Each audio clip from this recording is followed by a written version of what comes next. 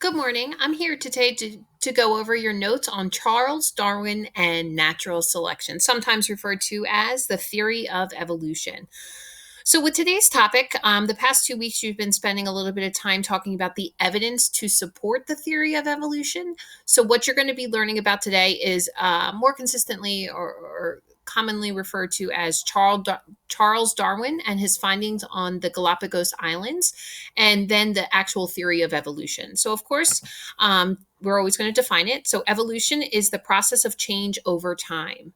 And we're talking specifically a change in the frequency of the gene or allele in a population over time. So, simply put, evolution is a change over time. And anything in this world goes through change. And you can think of like a butterfly and the metamorphosis of a butterfly with the different life stages, with the pupa and the larvae, and that sort of thing. Or you could think of it over long periods of time. So when we talk about the theory of evolution, we're specifically talking about over time, over millions upon millions of years. Okay, so that's important for you to kind of conceptualize. So if you look here, this is a little background on a scientific theory. Typically, if we were in class, I'd talk to you about, a lot of students or a lot of you guys have heard of the Big Bang Theory, right? That TV show, right? But when you're talking about a scientific theory, however, it's an idea that is strongly supported by evidence. It is generally accepted and used to explain many observations. Remember, the word theory in everyday language and in scientific language can mean very different things. In everyday language, people use the word theory to mean a hypothesis or an educated guess.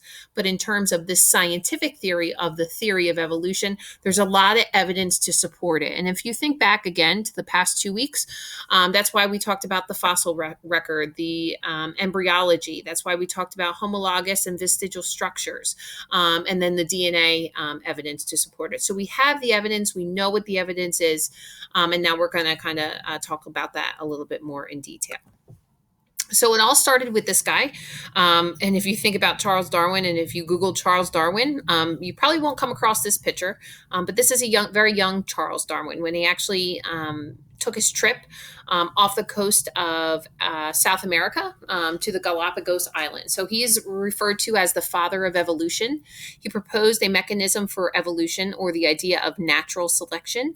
He went on a 5-year trip around the world on a ship called the HMS Beagle. As the ship's naturalist, it was actually required for him to be on the ship. He made observations of the organisms off the coast, like I said, of South America, called a string of islands, a bunch of islands called the Galapagos. There's a lot of TV shows. I know I watch every single one of them, but they're called the Galapagos. If this is something that interests you, and in your free time you want to check it out. He also wrote the book called The Origin of Species, which is, where we get a lot of our findings on the theory of evolution. So if you look right here, this is South America. Here we are in New Jersey. And then here's South America, and we're kind of right off the coast is the Galapagos Islands. So he really looked at a lot of different specimens and organisms. Specifically, if you look at the literature or scientific findings, the idea of these finches, which are little birds, was probably one of his biggest pieces of evidence to kind of support this idea of natural selection. And basically, what he found was on all of these different islands, based on their environments, they would all feed on different things. And as a result, their beak shape would be different. So it would become specialized to fit their needs in their environment, as well as what they were feeding upon. And what they would conclude, which you can watch this brain pop too, but what they would conclude is that all of those finches probably shared a common ancestor, again, which that lingo you've heard of the past 2 weeks, but they all come from a common ancestor. And then because they were isolated on each of those islands, they kind of became specialized.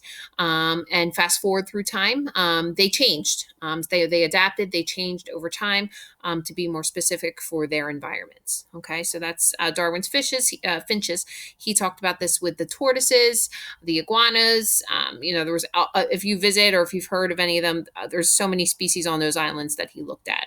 This is a really cool brain pop. You just should be able to hit play, and it will work. But again, it reviews Charles Darwin and his findings on the Galapagos Islands. So this is another big picture idea. It's the concept of natural selection. So this is the definition. It says organisms that are best adapted to an environment survive and reproduce more than others. Okay, survive and reproduce more than others. So, in order for quote unquote natural selection to occur, we kind of think of this little acronym to kind of help you remember what needs to be put in place. So, this is called the VISTA kind of acronym. It stands for variation, inheritance, survival and reproduction, time, and adaptations. So all of these things have to kind of be in place in order for natural selection to occur. Now, for us, present day, 2020, it's really hard for us to kind of see this change over time, like from like 2019 to 2020. Usually it's large gaps of time, and we'll talk about that there. So first, we're going to talk about variation. Variation in terms of the real world is a good thing. We like variety. We like being different. That is a good thing. And as a result, variation has to occur in order for natural selection to occur. So there are a variety of forms of traits or phenotypes. Phenotypes are things that can be expressed. So we talked about phenotypes when we talked about our genetics unit. So as a result, we have different hair colors, eye colors, skin colors. There's lots of variety of our traits. And each individual has a unique combination of those inherited traits or of our genes, right? It's good to be different. And that's what why variation is important. So because of the environment changes, the more variation within a species, the more likely it will survive. So, for an example, if everyone is the same, they are all vulnerable to the same environmental changes or diseases. The more variation of types of species in a habitat, the more likely at least some will survive. Okay, so and the example is dinosaurs replaced by mammals. Okay, so we need more variety. The more variety that happens within a species, that's a good thing so that they can survive and adapt to their environments. So if you look here, community A and community B, which community has a better chance of surviving a natural disaster? The correct answer is A. Okay, because there's more variety, there's more organisms that are there. Okay, so for whatever environmental features, community A would be best at surviving. Next is inheritance. Only traits that are determined by an organism's genes will be passed on to the next generation. You know this. We've done the whole unit on our genetics unit. You know that you get your genes from your parents, okay, from your mom and dad, but they get their genes from their parents, okay? So you can kind of see through the ancestry kind of how traits get passed on. Okay, so only traits determined by the organism's genes will be passed on.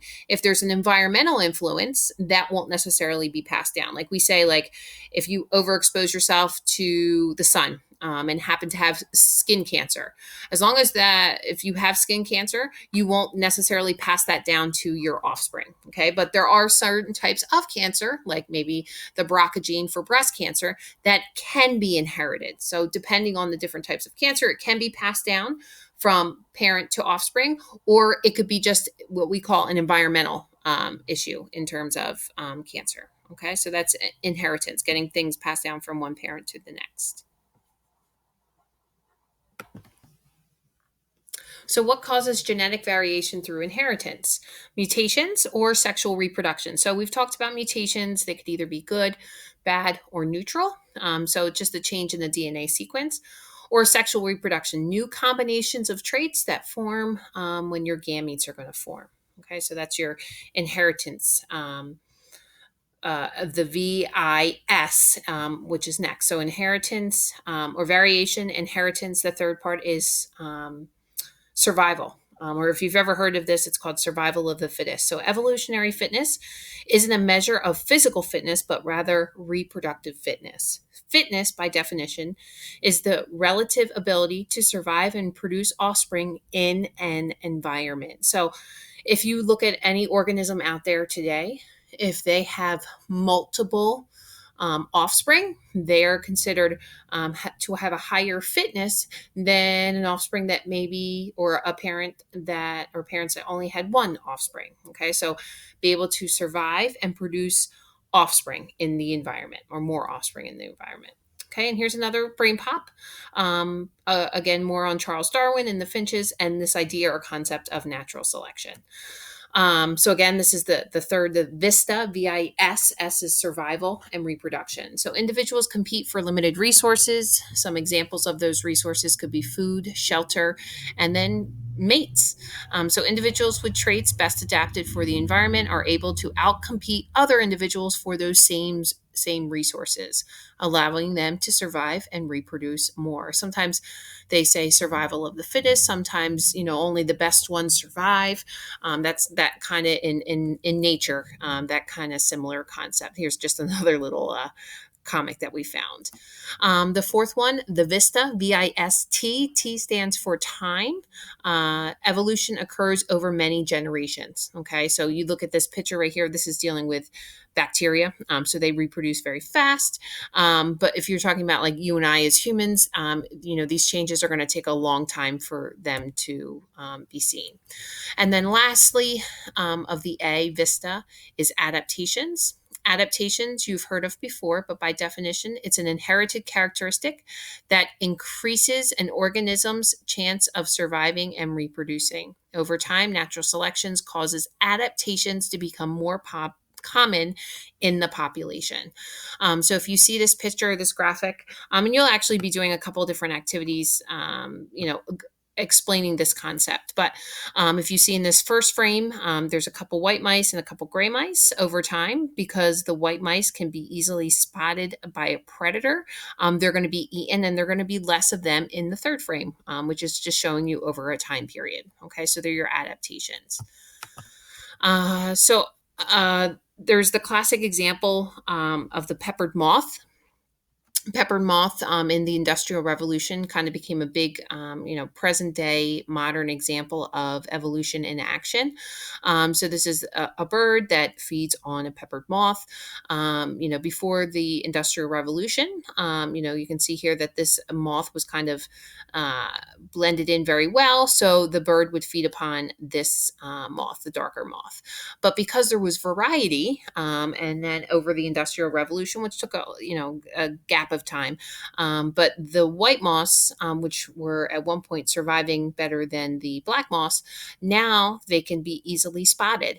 So now that bird now preys upon the white moth. So those that had the variety of the black moth previously would have been eaten, but now they are not. Okay, so that's kind of the idea or concept behind the peppered moth. It deals with the environments. So on these following pages or slides, you'll see a bunch of different organisms, and I want you to try and identify what their adaptations are. Okay, so you can see here, this is the Arctic fox. You can kind of see here, this is an owl. This is actually, as you can see, it's a type of moth. But if you look closely, they look like the eyes of an owl. Okay, so why do you think that occurs? This looks like rose or thorns, excuse me. But if you look carefully, this one looks a little different, okay, because it's actually not a thorn. Okay, so go through and try and identify what is allowing these organisms to survive better, to maybe be well blended with its environment, or camouflaged, or something called mimicry, in their environment. Okay, so there's lots of examples, and as well, just try and think about each one. There's two videos that I absolutely love, so please take the time to watch them. These are crazy adaptations in our world, and this one is a video about an octopus and kind of how crazy their worlds are in terms of adaptations. This is just a couple brief little slides, just talking. You can see giraffes. Okay, tall tree. What are you going to do? Well, they developed over a long period of time. That's important. Giraffes have long necks to get to the tall trees. Okay, he can survive and reproduce. The other one couldn't, so they die. They pass on those favorable traits to the offspring. The last two slides that you'll see are talking about sexual selection and artificial selection. So sexual selection is when in nature, think about in nature, when there's ever a time where the male and the female of that species looks different, it probably has something to deal with sexual selection. And that's when there's adaptive changes in males versus females that that leads to an increase of ability to secure a mate or to reproduce. A lot of times, fowl or birds are very common. You can see the male